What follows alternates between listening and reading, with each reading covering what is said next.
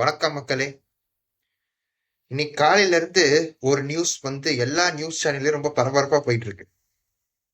அதாவது நடிகர் விஜய் மற்றும் டிவிகே தலைவர், அதுவும் விஜய் தான், அவர் வீட்டுல ஒருத்தன் உள்ள பூந்துட்டான் அப்படின்னு ரொம்ப பரபரப்பா போயிட்டு இருக்கு எல்லா நியூஸ் சேனல்லையும். என்ன ஆச்சு அப்படின்றத நான் சொல்றேன். அதாவது 2 நாளைக்கு முன்னாடி 17ஆம் தேதி ஒரு நபர் விஜய் அவர்கள் வீட்டுக்குள்ள எகிரி குதிச்சு மேல போய் ஒளிஞ்சுக்கிட்டாரு. ஒரு நாளா அந்த நபர் அங்கேயே இருந்ததாக சொல்லப்படுது. நியூஸ் சேனல்ல அதான் சொல்றாங்க. ஒரு நாளா அவன் அங்க எங்கேயுமே போல, அங்கேயே பதுங்கி இருந்தான், சாப்பிடல, ஒன்றும் பண்ணல, அங்கேயே பதுங்கி இருந்ததா எல்லா நியூஸ் சேனல்லையும் சொல்றாங்க. இப்ப எப்படி அவன் மாட்டினான் அப்படின்றது 2 விதமா நியூஸை பரப்புறாங்க. எல்லா நியூஸ் சேனலும் 2 விதமா சொல்றாங்க. ஒரு செட் ஆஃப் நியூஸ் சேனல் என்ன சொல்றாங்கன்னா, அவன் விஜய் அவர்களின் மகன் அவர் உடையெல்லாம் காய போட்டிருந்தாங்க, அதை அவர் மேல மாடியில போட்டு விளையாடி கொண்டிருந்தார், அதை பார்த்த செக்யூரிட்டி போலீஸ்க்கு இன்ஃபார்ம் பண்ணி பிடிச்சாங்க அப்படின்னு ஒரு செட் ஆஃப் நியூஸ் சேனல் சொல்றாங்க. ஆனா இந்த நியூஸ் எல்லாராலும் சொல்லப்படுறதா இல்ல, மைனாரிட்டி ஆஃப் நியூஸ் சேனல்ஸ் தான் இந்த ஸ்டோரியை சொல்றாங்க. மெஜாரிட்டி ஆஃப் நியூஸ் சேனல் என்ன சொல்றாங்கன்னா, இதான் 2வது.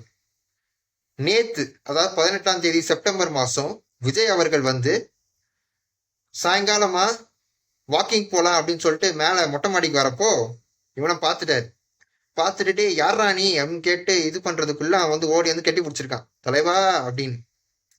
அதுக்கப்புறம் பார்த்ததுல கொஞ்சம் ஒரு மாதிரி அவன் பிஹேவ் பண்றான் அப்படின்னு தெரிஞ்சுக்கிட்டு அவன்கிட்ட நைஸா அப்படியே பேச்சு கொடுத்து கீழே கொண்டு செக்யூரிட்டியில மாட்டி உள்ள கொடுத்துட்டாரு. இந்த செக்யூரிட்டி தம்பி நான் வெளியே கூப்பிட்டு போங்கப்பான்னு சொல்லி அதுக்கப்புறம் போலீஸ் கிட்ட இன்ஃபார்ம் பண்ணியிருக்காங்க. ஸோ கேஸ் தான் போடாதீங்க, பார்க்க கொஞ்சம் மென்டலி அஃபெக்டர் அப்படின்ற மாதிரி இருக்கான், அவனை தயவு செஞ்சு போய் ஏதாவது ஹாஸ்பிட்டலில் கொடுத்து அவனுக்கு ட்ரீட்மெண்ட் கொடுங்க அப்படின்ற மாதிரி சொல்லி அமுச்சு வச்சிட்டாரு. போலீஸ் கேஸ் ஃபைல் பண்ணி அவனை கீழ்பாக் மருத்துவமனையில அனுமதிச்சு விசாரிச்சுட்டு இருக்காங்க. இதுதான் நடந்தது. பாம் வச்சுட்டாங்க, விஜய் வீட்டுல பாம் வச்சுட்டாங்கன்னு ஒரு பொருளை வேற. என்னடான்னு போய் நியூஸை பார்த்தா, விஜய் அவர்களுக்கு சமீபமா ஒய் கிளாஸ் பிரிவு பாதுகாப்பு கொடுக்கப்பட்டது மத்திய அரசால். ஏன்னா அவரோட ஸ்டார்டம் அப்படி பாலிடிக்ஸ்ல வேற வந்துட்டாரு. ஸோ த்ரெட்டு வர அதிகமா இருக்கு. ஏன்னா பொது இடங்களில் அவர் போக வேண்டியது இருக்கும், ஸ்டார்டம் அதிகம், கூட்டம் அதிகமா போடும். ஸோ பாதுகாப்புக்கு ஒய் பிரிவு பாதுகாப்பு கொடுத்திருக்காங்க.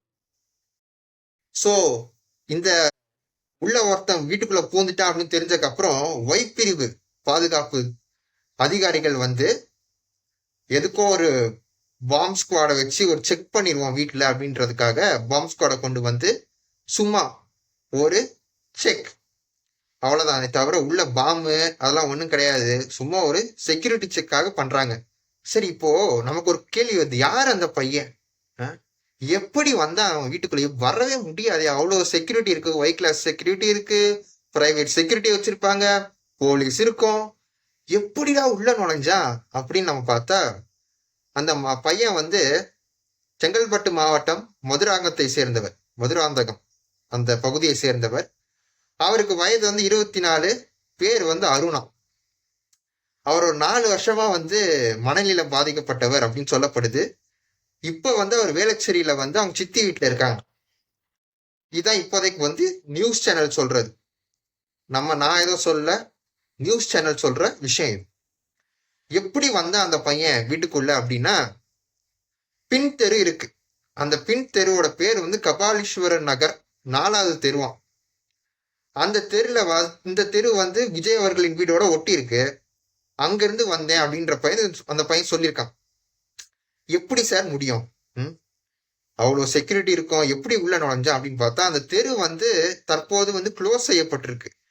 ஏன்னா பைப் போட்டு மழை நீர் வடிகால் ரெடி பண்றாங்க, மழை வரப்போது இல்ல. அதனால பணக்காரங்க இருக்க இடத்துலலாம் அப்படிதான் பண்ணுவாங்க. நம்ம வீட்டு சைடு ஒண்ணுமே கண்டுக்க மாட்டான்.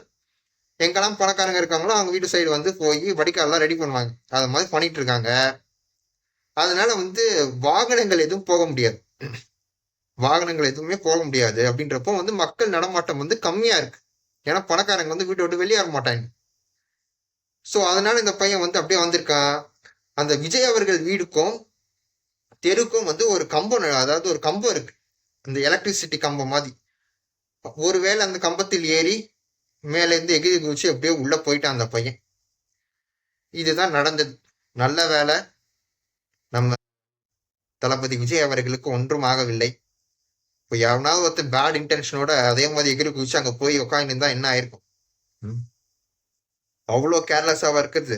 ஏன்னா அவ்வளோ செக்யூரிட்டி கேம் இருக்கும், அவ்வளோ செக்யூரிட்டி இருந்தாலும் எப்படி மிஸ் பண்ணாங்கன்னு தெரியல. இனிமேல் வந்து பயங்கர செக்யூரிட்டிலாம் டைட்டா இருக்கும்னு நம்புறேன். அவ்வளவுதான் நண்பர்களே. சரி, இப்போ கடைசியில என்னதான் ஆச்சு அப்படின்னா, ஒண்ணுமே ஆகல. ஒருத்தன் போனா, பார்த்தான், பிடிச்சு கொடுத்தாங்க.